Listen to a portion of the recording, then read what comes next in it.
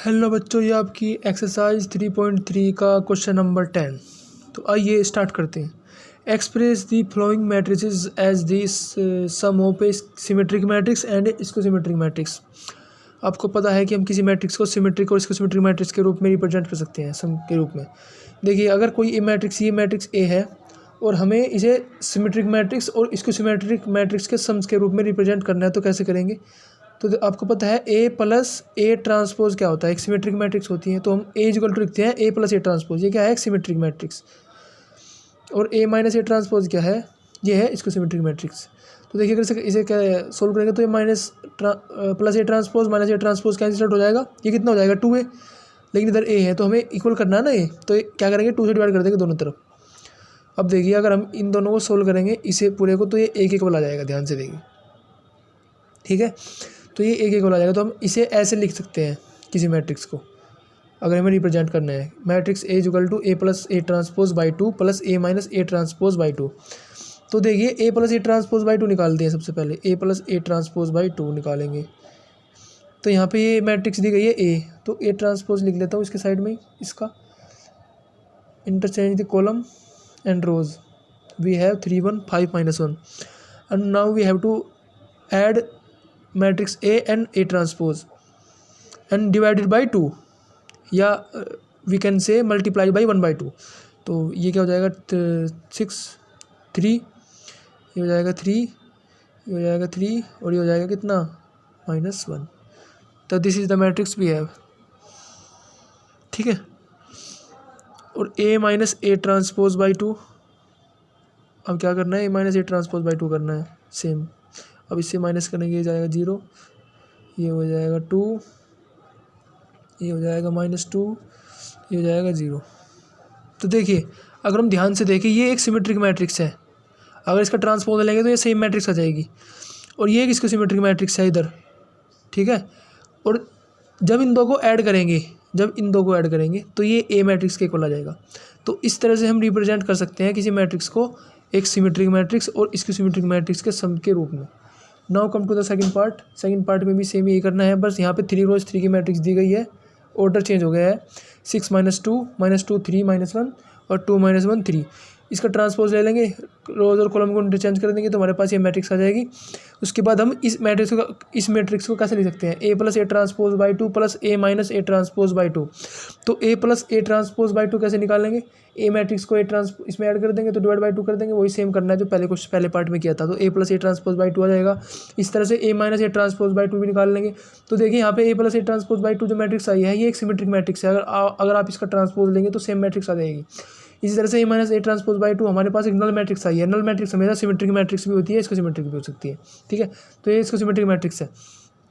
तो symmetric matrix plus इसको symmetric matrix plus इसको symmetric matrix is equal to any matrix, any given matrix, ठीक है। ये हो गया, तो इसे रिप्रेजेंट कर सकते हैं। Now come to the third part. Third part में भी सेम मैट्रिक्स दी गई है, एक अलग 3 क्रॉस 3 की मैट्रिक्स है। इसका क्या करके ट्रांसपोज ले लेंगे। इसके बाद ए मैट्रिक्स को A plus A transpose by 2 plus A minus A transpose by 2 लिख देंगे। उसके बाद A plus A transpose by 2 calculate करेंगे सेम, और A minus A transpose by 2 calculate करेंगे सेम। ये आ जाएगा, ठीक है। और जब इन दो मैट्रिक्स को ऐड करेंगे तो हमारे पास ए मैट्रिक्स आएगी, ठीक है। ये हमारे पास सिमेट्रिक है, इसकी सिमेट्रिक है। अगर आप देखिए, ध्यान से चेक करिए, ये ए प्लस ए ट्रांसपोज बाई 2 ये सिमेट्रिक मैट्रिक्स है। अगर आप इसका ट्रांसपोज लेंगे तो सेम मैट्रिक्स आ जाएगी। और ये देखिए ध्यान से, ए माइनस ए ट्रांसपोज बाई 2 एक इसकी सिमेट्रिक मैट्रिक्स है। अगर आप इसका ट्रांसपोज लेंगे तो matrix minus of this matrix आ जाएगी, माइनस बार आ जाएगा इसकी। तो फोर्थ पार्ट में भी सेम क्या है, 2 + 2 की मैट्रिक्स है। इसमें भी क्या करेंगे? ए ट्रांसपोज ले लेंगे। उसके बाद ए को लिख देंगे A plus A transpose by 2 plus A minus A transpose by 2। अब A plus A transpose by 2 निकाल लेंगे, ऐसे इसका इसमें से ऐड कर देंगे, डिवाइड बाई 2 कर देंगे। इस तरह से ए माइनस ए ट्रांसपोज बाई 2 भी निकल जाएगा। तो देखिए, A plus A transpose by 2, ध्यान से देखिए, यहाँ पे ए सिमेट्रिक मैट्रिक्स है। अगर इसका आप ट्रांसपोज लेंगे तो ये सेम मैट्रिक्स आ जाएगी सेम। और A minus A transpose by 2 एक इसको सिमेट्रिक मैट्रिक्स है। ट्रांसपोज लेने पे माइनस बार आ जाएगा, ध्यान से देखिए, ठीक है। तो this is what in question number 10। Now come to the question number 11। Question number 11 में देखिए क्या कह रहा है। If A B are symmetric matrices of same order, A और बी सिमेट्रिक मैट्रिक्स है सेम ऑर्डर की, then A B minus B A is a क्या होगा?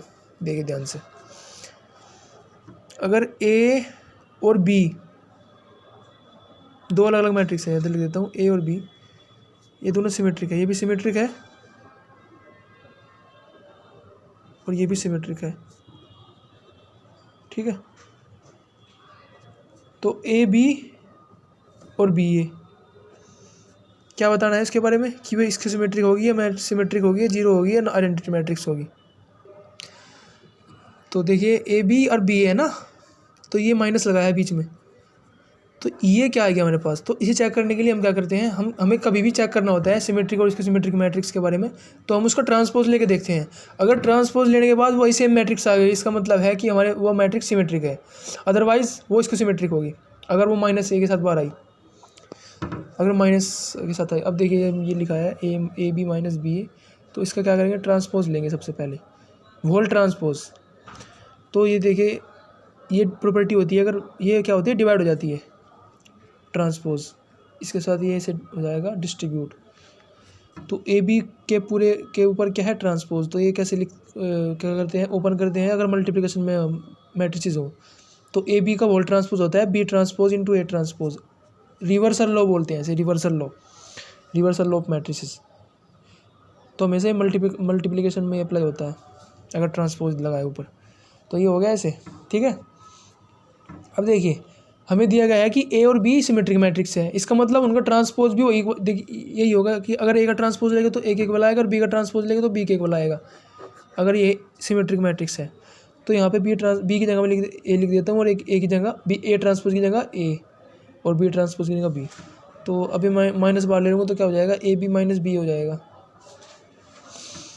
तो ये हमारे पास क्या है, वही जो सेम जो ऊपर हमें मैट्रिक्स मिली थी ना, ये वाली। तो ये माइनस के साथ बाहर आ गई है, ये सेम मैट्रिक्स मिल गई हमें, ठीक है। इसका मतलब ये एक स्क्यू सिमेट्रिक मैट्रिक्स है। कैसी है, skew symmetric, this is important, समझ में आया। तो इसका जो ऑप्शन नंबर ए है वो राइट हो जाएगा, ऑप्शन नंबर ए।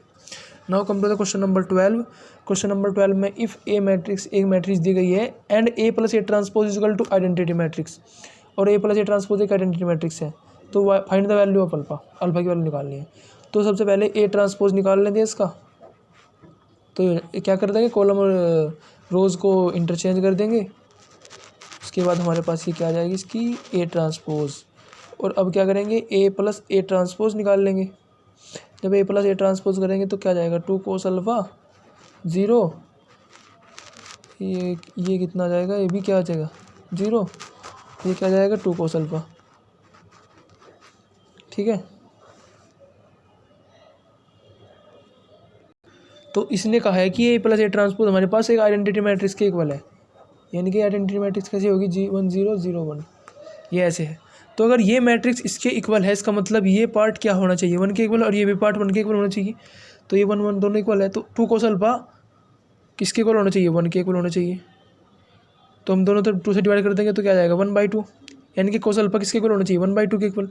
अब अल्फ़ा की वैल्यू क्या होगी कि 1/2 आ जाए, हमें पता है अल्फ़ा की वैल्यू यहाँ से क्या जाएगी, ट्रिग्नोमेट्री में पढ़ा होगा आपने, π/3, ठीक है। यानी कि कोस 30, ये कितना है 60 है, कोस 60 की वैल्यू होती है 1/2, राइट। तो हमारा π/3 किस, ऑप्शन नंबर बी। तो हमारा option number B is the right option. तो आपका क्वेश्चन नंबर 12 हो गया। तो थैंक यू, आपकी एक्सरसाइज कंप्लीट हुई।